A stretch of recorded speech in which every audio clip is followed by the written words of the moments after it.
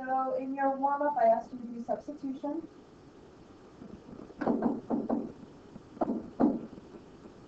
Just do that right there.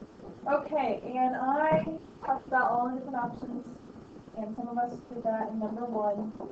We got the y by itself, number 1. So we have 2x plus y equals 5, and y equals negative 2x plus 5. Are any of you still practicing with the Are any of you still practicing with that highlighter? Okay. If you are, I'm just going to show it on there just so you can see a little bit better. So here's the y. I'm going to substitute all of that. We came from equation number 1, so my version has to go into number 2. So here's number 2, x minus y equals negative 2. And just be careful, if you chose this route, you have to subtract all that parentheses. So it's super, super important.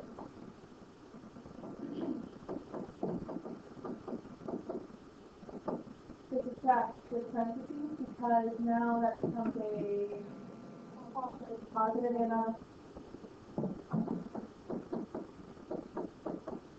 not exactly 8 years of working on that one. I don't know. I've seen if you're paying attention. I'm so excited that y'all got that correct. Thank you for catching that. So here we go. We have 3 x's, and if I add over 5 to the other side, we have 3. What does x equal? 1. So if x equals 1, then y is going to equal. Okay, if you do the other way, any other method, did you also get 1, 3? Does it double check? Yeah. So we have 2 plus 3 gives us 5. And 1 minus 3 is negative 2. Awesome. So we'll come back to that problem later in our notes. So we're going to take the same problem now, and now we are going to do elimination of it. Here's how great elimination is. So if you remember this line from our warm-up right here, I know you didn't know that I was going to select that line, but remember how he's there? You ready for it? Okay. I've already lined this up for elimination, so we're ready to go. All I'm going to do is go straight down each column. 2x plus 1x is 3x's, and 1y, take away 1y is no y. Eliminated. And 5 plus negative 2, 3. Look how many steps that we skipped due to that highlighter right there. Okay. We are already there now, and we get x equals 1. And then plug it back in. Yes, always line everything up. So now I'm going to take it back to number 1. I'm going to plug in 1 for x. So I have 2 plus y is 5. So what does y equal? Oh. Okay, did we get the same answer? Yes. What do you guys think about that? Look at all this extra. Why do we use it? Why do we use sooner? Okay, this is one of my favorite methods. The next method I'm going to teach you is also one of my favorites. Okay, so in this example right here, again, the x's are underneath each other, the y's are underneath each other, the numbers are underneath each other. That's important. But looking here, do you see how both your x's have a coefficient of 1? But they don't knock out right now because what is 1 plus 1? 2. So what do you think that we could do to make them opposite? Which one? Everything. Maybe in the bottom, we'll make this a negative, which makes the negative 4y a positive, and the negative 11 a positive. Now will they knock out? Yes. So 1x take away 1x? Eliminated. Okay, what is 2y's plus 4y's? 6y's. And 7 plus 11? 18. Ooh. What does y equal? Okay, now, if you change them, always plug back into the original. We changed the second one, so I'm going to choose the first one.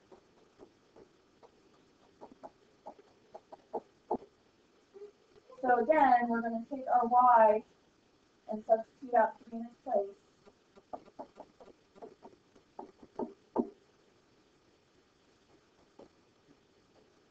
What does x equal? kind of ironic, isn't it? 1, 3.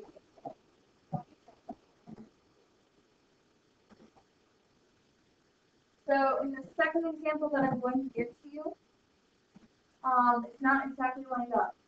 Because if we add things together right now, nothing eliminates. But here's what we could do instead. What's the common multiple between 3 and 5? 15.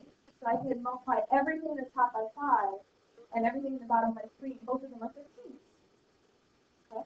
Or this guy's a 1. So what can we multiply between 2 and 2? 2. So let's go ahead. This is in this wording notation. I'm just going to show me what you're doing. It's multiplying by 2. So that way I know that's what you're going to do. Or this is what we did in the earlier chapter.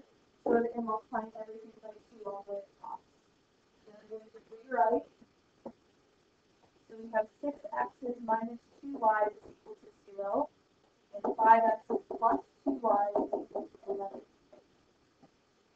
We have a positive 2y and a negative 2y.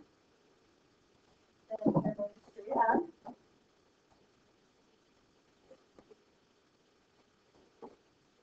And so 6x's plus 5x's is 11x's. And I purposely put this one for down. And 0 plus 11 is? What? 11, thank you. Okay, so x equals 1. Now, again, when you're choosing, you need to solve for y. Go back to the original problem. So I still have the original 2 up there. You guys want to choose number 1 or number 2? 2? Anybody for 1? Because y is already by itself. Okay, number 2. 5x plus 2y equals 11. So instead of writing your x, what are you going to write? 11. So 5 times 1 plus 2y equals 11. Minus the 5 over, we get 6. And y equals 3. Now that one I purposely did. Choose 1 and 3, so I thought you all would like that if I did it again. Alright.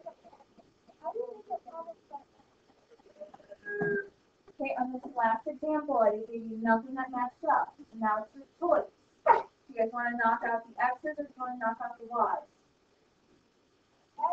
X's. You can choose either or. Some of you might choose the y's because they're already opposites. We're going to choose to knock out the x's. What's the common multiple between 2 and 3? That means I need to multiply 3 to the top, and I need to multiply 2 to the bottom, and one of them needs to become a negative. Why don't we do negative 2 on the bottom? Does that sound like a plan? So here we go. We have 6x minus 12y is equal to negative 42. And we have negative 6x, negative 6y is equal to negative 30. Okay. Now the x's eliminate. We have negative 18y, and that's equal to negative 72. That goes in evenly how many times? 4. And go back to your original problem, and you're going to choose number 1. 2x minus 4y is equal to negative 14. So what's 4 times 4?